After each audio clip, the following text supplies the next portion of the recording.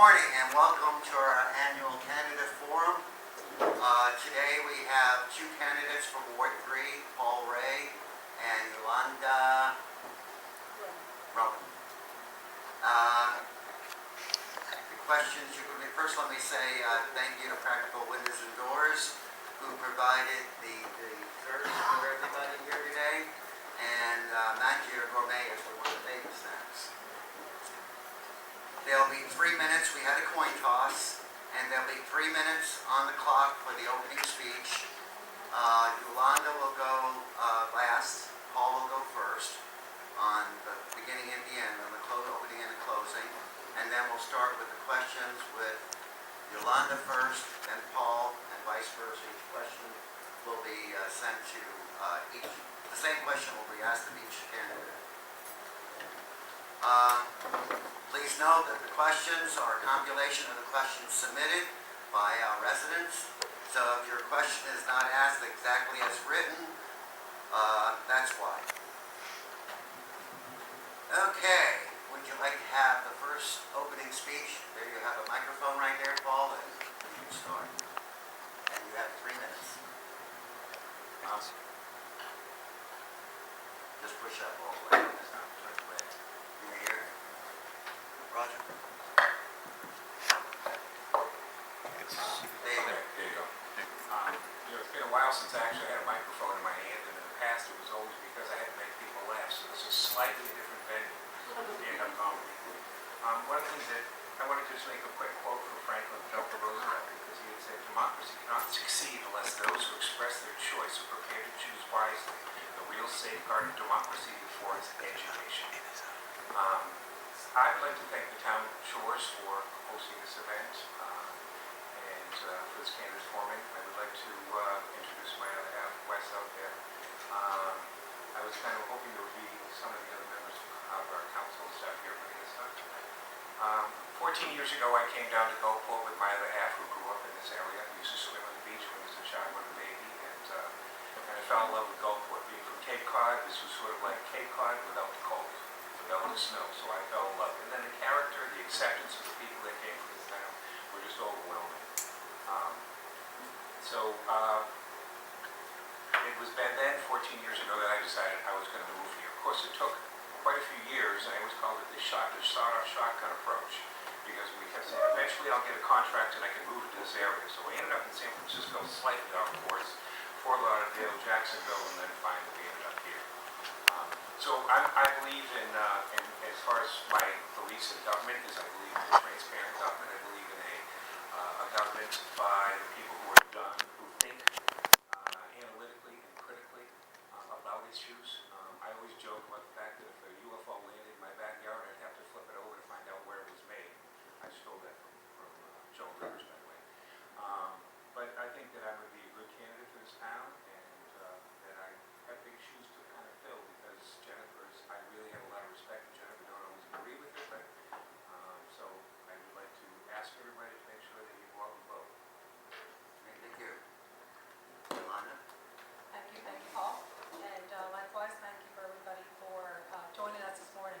I'm going to tell you a little bit about myself, and hopefully as we go through some of the Q&A, you'll get a really good picture of where I stand and some of my priorities. Sorry. Got extra time. Yeah. So again, Yolanda Roman, and I've been a resident and homeowner here in Gulfport for almost 6 years. A few years before that, I did have a vacation home in the Clambody area. A little bit about me: I'm a mother of 3, and I've been in the pharmaceutical industry for the last 34 years. I've worked for 2 operating companies, one of which is Johnson & Johnson, and another one is Alchemist Incorporated. I'm heavily focused, and my expertise has been in state government, federal government, working with consumer advocacy organizations. A lot of my expertise has been in project planning, team development, and bringing products to fruition. I've worked with the FDA in very intricate jobs, very sophisticated jobs, and really understanding policies and what it takes to get that job done. I think one of the things I think you'll want to know is that some of my capabilities are project planning, team development, working off objectives and results-oriented, paying close attention to details, making sure that I investigate things thoroughly, and really ask the tough questions that need to be done to be successful in what I've done. And I think I've proven that in my career, and I know those qualifications, those skill sets are going to enable me to work here in City Council in team format with our City Council as it is today and our mayor moving forward. I also want to say that I'm not afraid of making tough decisions. I know that before us, things are going to come before the council, such as what are we going to do with our sewers from now to the 2015-2016. There's decisions that are going to come about with Clam Bayou, and we'll talk a little bit about that later. There's long-range planning with our marina, and you're going to want someone in City Council who can really understand those issues, really dissect those issues, and really come forth with an educated decision that's for the good of overall Gulfport and our community. So what I'm going to ask you today is learn a little bit about me. I've set some priorities that I think are critical for our city. Personally, I really want to see what are we doing with our cities, our streets, our alleyways. There are areas that do need improvement. And I think as a city council member, I can take that on as a challenge. You will see that my other focal point are senior services and programs. With 30-35% of our population 65 and over. Are we asking the questions as far as everything we do in Gulfport, does it really impact our community who's 65 and over? And what can we do to really engage that community moving forward? And my third priority will be downtown parking in Gulfport. We have great things happening, a lot of people visiting us, and we now have a little challenge in accommodating our visitors. So those are three priorities I want to put forward. Thank you. Thank you, Yolanda. Thank you, Paul. Okay, the first question, by the way, neither candidate had seen any of these questions. This is all from our group of people here. So the first question will go to you, Yolanda, and it is, what is your opinion, excuse me, what is your opinion about outsourcing various services as sanitation, and will you keep the police department? I'm going to be very clear about this. I'm not going to be a fan, won't be a fan, and I'm not a fan of outsourcing, and I'll give you a couple of reasons. First and foremost, we want to keep our police department here in Gulfport. These are individuals from our lieutenants, our sergeants, our chief of police, who know our community, work with our community, protect our community. We know who they are. They are our neighbors.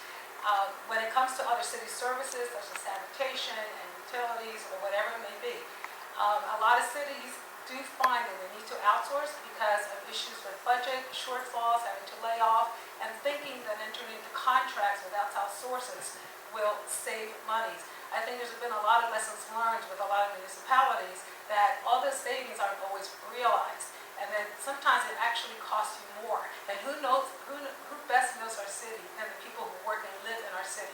So I'm not a fan of outsourcing.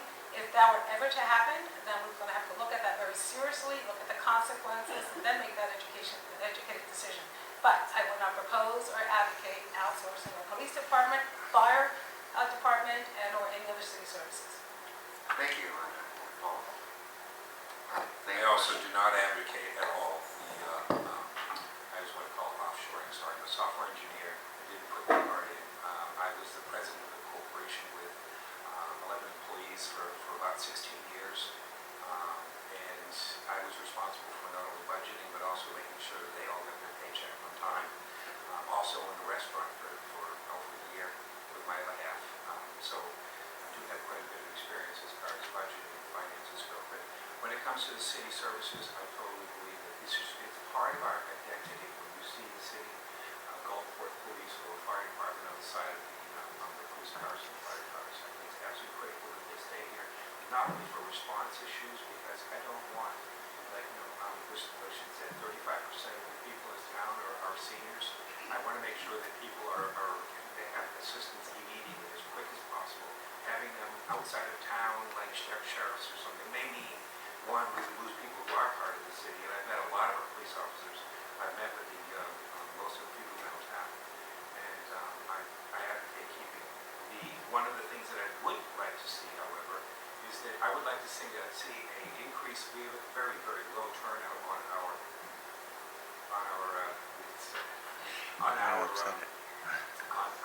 recycling, and we're only doing paper and cans. I think what we need to do is go with a single source, and I think we could partner. So that's one way of, you could say that we are outsourcing a little bit with the city of St. Pete or the county in order to do single sourcing, because single sourcing is proven to be an effective way of increasing from 10% or whatever, I think 10, 12% we're doing now, up to perhaps 50 or 60% recycling, which to me is very important. All right, thank you very much, Paul. Paul, you'll get the next question. Property taxes, our favorite. Property taxes were increased a few years ago. Would you have voted for that increase and why? Well, a couple of years ago, the increase of the millage rate went up. The reason being is that the millage rate went up. But I believe that the millage rate should always be tied to property values. If the property values are going up, the millage rate has to come down. If the millage rate, as the property values go down, up or down, that's how you have to peg the millage rate, bottom line. So would I have supported it then? Probably only because at that time we were facing budget shortfalls. And I don't like paying taxes any more than anybody else does, trust me. I'm a big advocate of not raising taxes on anyone in this town, especially the seniors and people on fixed income. So I would totally be opposed to it as well. Reducing it, yes, because as the revenues are starting to go up, then we need to start reducing it. And there is other ways of raising revenue. We have our enterprise funds with the increases in the marina, with the increases in our, with the fixing of the sewers and everything else. Our water bill should be reduced, but we should have overall have more money coming into the general fund, so we shouldn't have to raise taxes. The bottom line is, if we have a surplus of money at the end of the year, we'll obviously overcharge. Thank you. Same question, Yolanda, property taxes? Thank you. One of the things we don't want to do or want to hear is increasing taxes. I mean, that's something that I think we need, near dear to us. We know that does not bode well, and I'm not going to sit here and say that I would advocate that. One of the things, however, we do have to understand, as it has happened across this country in the last few years, and we're just now rebounding a little bit. It was a period of time when our real estate values were dipping, and we're at a point where, as we know in this country, we were losing a lot of revenues due to taxation with our homes. The other thing was that in Gulfport, because of the situation across the country and the economy, our general funds revenues were also taking a hard hit. And we know that we have city services and we have operations such as our police, such as our firefighters, such as things that make this city operate. The city council was posed with a very tough decision. After not touching the millage rate for several years, what do? I mean, we have 22% of our budget based on the income from tax revenues. 8% was already in decline at the time the city council had to make this measurable decision. It was a tough decision. They took a 0.7% increase on the millage rate. Why? Because we want our services as we want our services. We want to make sure that we can depend on our quality of life, our police department, our fire department, our water systems, our sewers. So that was a tough decision. We've had steady maintenance of our millage rate in the last several years, and I think we're happy about that. The economy is in a slight rebound. Our property values are in a slight rebound. And hopefully, as we move forward, the income from that 22% of our property values will really help us get to where we need to be from an appropriations perspective. Was it a tough call? Yes. Am I, as a city council person, going to be faced with potentially that decision in the future? Yes. Do I want to tell the residents that I want to advocate increasing taxes? I do not. But I want to make sure that our quality of life and the services that people want in their lives are met. Because eventually people are going to come back and say, what happened to this? What happened to that? We don't want to outsource, correct? So I want to be diligent, really responsible here and make sure that I understand our situation. I'm a taxpayer. I have a set of families throughout Gulfport. There's a lot of seniors in the city, which taxation is a really tough call. So I will be open to comments and really working with the community, more importantly with our city manager, our city council members, our mayor, because this is a collective decision. And that really is open to comments from the community, be it workshops, whatever it may be. The good thing is that as an economy here in the U.S., things are looking a little bit better.